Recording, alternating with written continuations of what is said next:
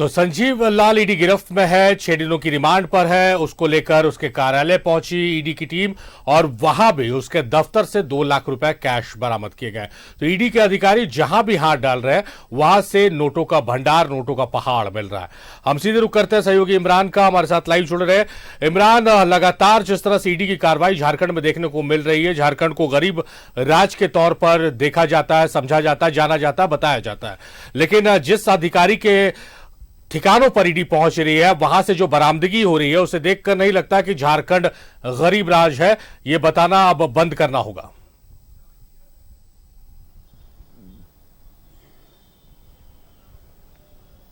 देखिए, बिल्कुल सारे वीरेंद्र राम के मामले को ही अगर हम देखें तो उसमें भी इस बात का जिक्र किया गया था कि किस तरह से वीरेंद्र राम ने अपने पद में रहते हुए किस तरह से करोड़ों रुपए जो है उसने अर्जित किए हैं। और शायद यही वजह है कि आज वीरेंद्र राम के साथ उसके पूरे परिवार पर ईडी का शिकंजा जो है वो कसा हुआ है। इसी मामले पर जब ईडी के द्वारा जो है जांच की प्रक्रिया को आगे बढ़ाया गया और इसके तहत जो है जिस तरह से छापेमारी की गई, तकरीबन 32 करोड़ रुपए से अधिक पैसे बरामद किए गए। उसके बाद आज के समय में रिमांड में लेकर के आरोपी से पूछताछ भी की जा रही है। तो संजीव से जब इस पूरे मामले में पूछताछ की जा रही है तो इस दौरान जो है कई इंजीनियर, कई कॉन्ट्रैक्टर जो है वो तो रडार पे है ही, साथ ही कई ऐसे लोग हैं जो इस पूरे मामले पर लगातार ईडी के रडार पे हैं और उनसे आने वाले दिनों में पूछताछ के लिए ईडी दफ्तर बुलाया जा सकता है। इस पूरे मामले को लेकर के आज की अगर गतिविधि की बात करें तो कहीं न कहीं संजीव लाल को लेकर के जब ईडी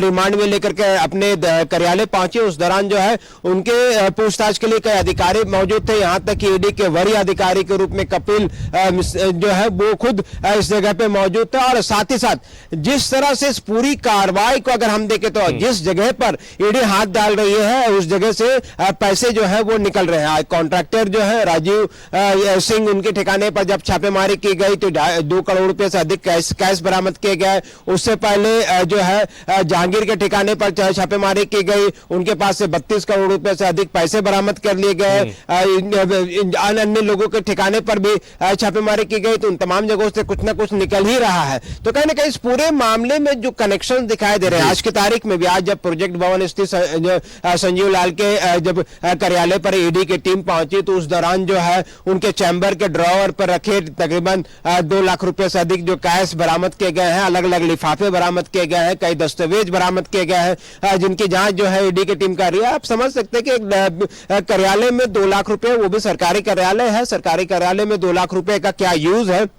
वो खैर संजू ही बता पाएंगे कि उनके पास ये पैसे कहां से आए और किसके माध्यम से आए और किनके वजह से उन पैसों को वहां रखा गया। लेकिन उसकी जो बड़ी नोटों की जो पहाड़ की तस्वीर सबने देखी है कि किस तरह से 32 करोड़ रुपए से अधिक पैसे जो है उनके एक नौकर के घर से भी बरामद किए गए हैं। तो इन तमाम चीजों को लेकर के अब 6 दिनों के रिमांड पे है संजीव लाल। ऐसे में इस पूरे मामले पर जिस तरह से कार्रवाई की जा रही है और जिस तरह से ईडी का बर्ताव दिखाई दे रहा है, जाहिर सी बात है कि आने वाले दिनों में कई लोगों की मुश्किलें जो है वो बढ़ने वाली है, क्योंकि यहां से ईडी थमने का नाम नहीं लेगा। क्योंकि ईडी के कई बड़े अधिकारी, चाहे वो डिप्टी डायरेक्टर हो, डायरेक्टर हो या ज्वाइंट डायरेक्टर हो या फिर अन्य सहयोगी कर्मी हो, तमाम लोग जो है इस पूरे मामले को लेकर के अपनी निगरानी बनाए हुए हैं और अपनी सुपरविजन पे, वरीय अधिकारियों के सुपरविजन पर पूरे मामले की जांच जो है वह चल रही है। तो ऐसे में आप समझ सकते हैं कि अगर आपके नीचे के अधिकारी फील्ड पे काम कर रहे हैं और आपके बड़े अधिकारी आपके साथ कंधे से कंधे मिला करके उन तमाम फील्ड में पहुंच करके उनके साथ पूरे मामले को देख रहे हैं, तो उसके बाद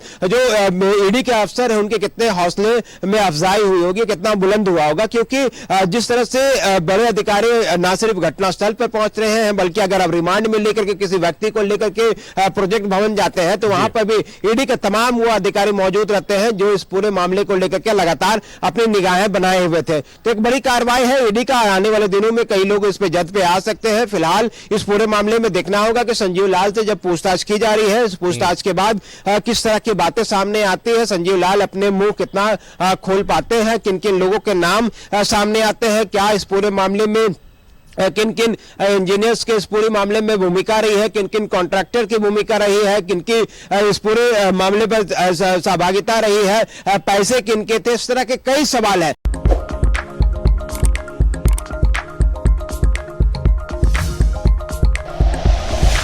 Like and share videos, subscribe करें हमारा चैनल और प्रेस करें बेल आइकॉन। न्यूज़ 11 भारत, सच है तो दिखेगा।